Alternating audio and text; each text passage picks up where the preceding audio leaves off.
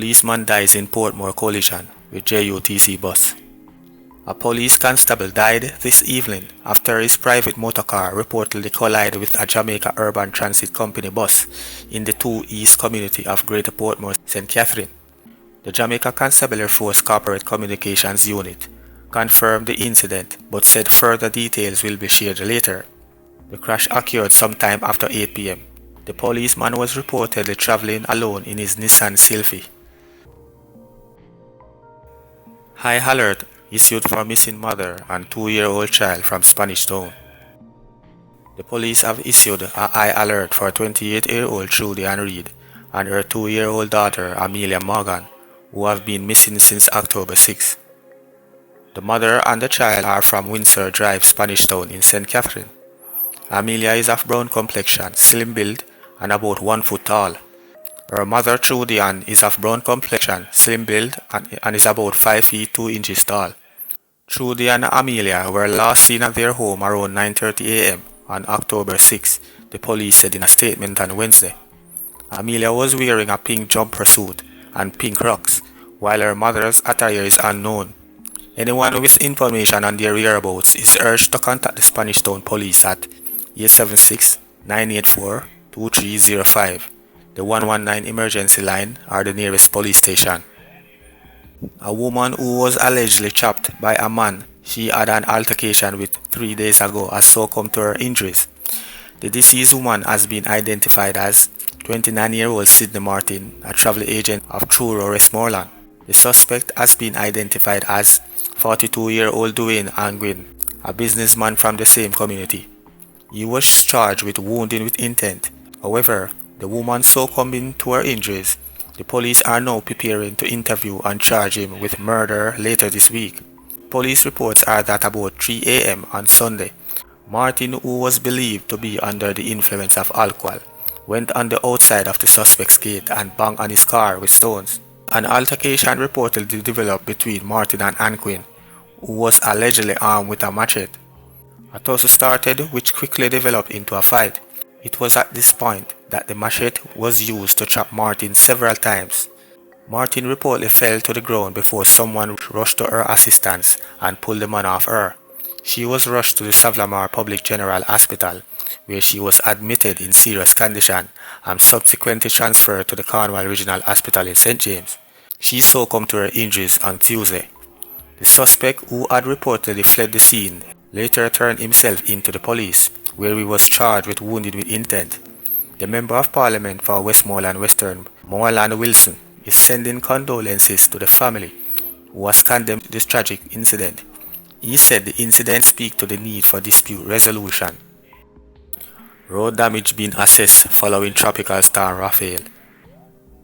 Teams from the National Works Agency are continuing their assessment of damage to the roads affected by intense rainfall, flooding and strong winds associated with Tropical Storm Rafael. The passage of the storm on Tuesday has added to the challenges in several regions which have been experiencing sustained rainfall and saturated conditions, resulting in landslides, fallen trees and blocked roads.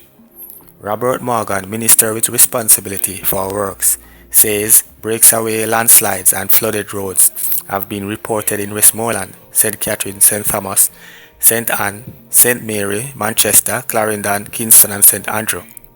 But Mr. Morgan says the preliminary assessment suggests the damage to the road network is significant. We haven't had any major road destruction, but we have had some landslides, particularly in places like East Rural and West Rural Clarendon. We have had some issues in St. Thomas, and so on. In the general appraisal, we had about 15 roads blocked totally, 10 flooded. Minor road damage was about 2. We had about 7 single lane situations where there was only single lane access, and major we had about 2 totally impassable roads.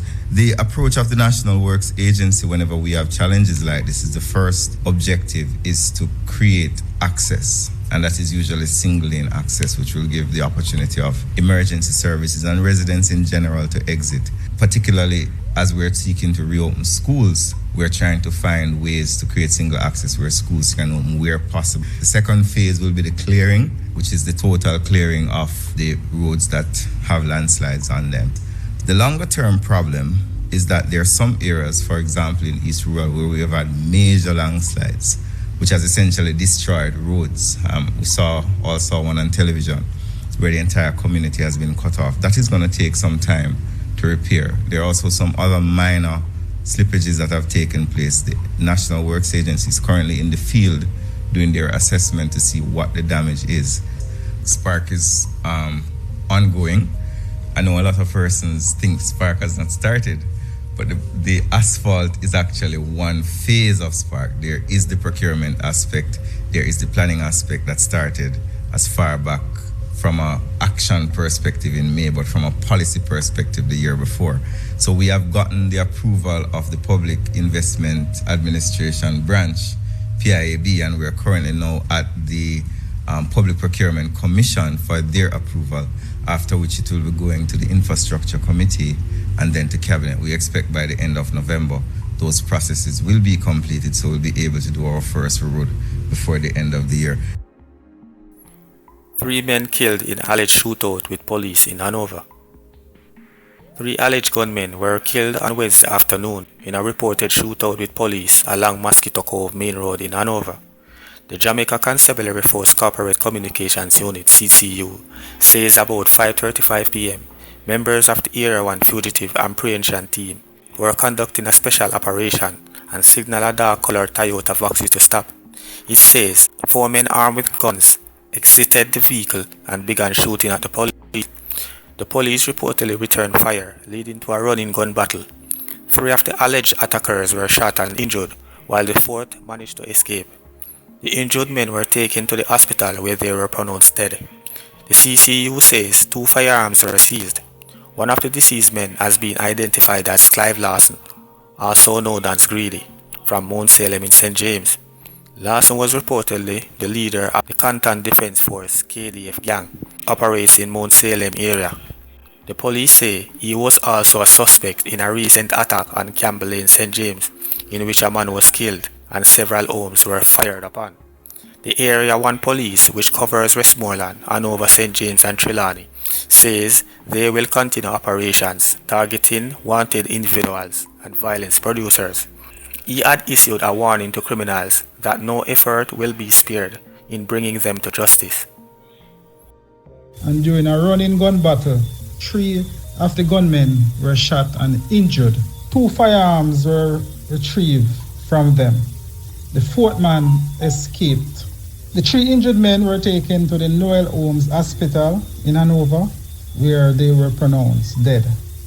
Clive Lawson is the leader of the Canton Defense Force gang, based in the Mount Salem area of St. James, and was a suspect in a recent invasion of Campbell Lane in St. James, in which 1 man was shot and killed and several houses fired on.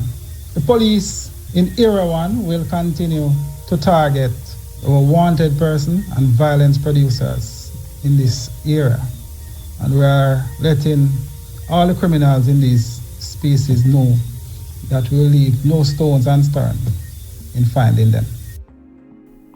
Preliminary estimates indicate storm damage could range between $500 million and $1 billion. The government has begun assessing the damage caused by Tropical Storm Rafael, which impacted Jamaica between November 4th and 5. Prime Minister Andrew Holness said preliminary figures indicate that the damage could range between $500 million to $1 billion. Our figures are preliminary. By the end of the day, we will have more refined figures to share with the public, Holness said. He was addressing Wednesday's post-cabinet press briefing at the Jamaica House. The Prime Minister noted that Jamaica has a multi-layered disaster risk response mechanism, which has placed the country in a position to fund the repairs. We have made budgetary allocations to create buffers, which we have put into a contingency fund. That fund is approximately $5 billion, and we use that to respond to disasters as they occur. So it is likely that we will be able to fund the damage from this most recent unexpected shock from what we have budgeted.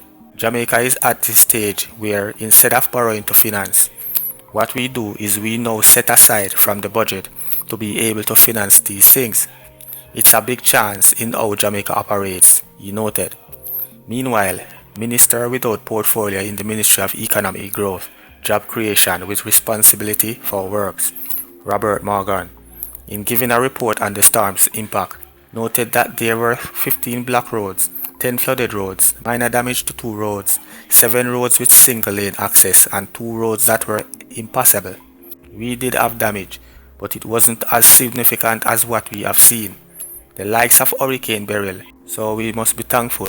We didn't lose any roads really, but we had some significant landslides, particularly in West Rural St. Andrew.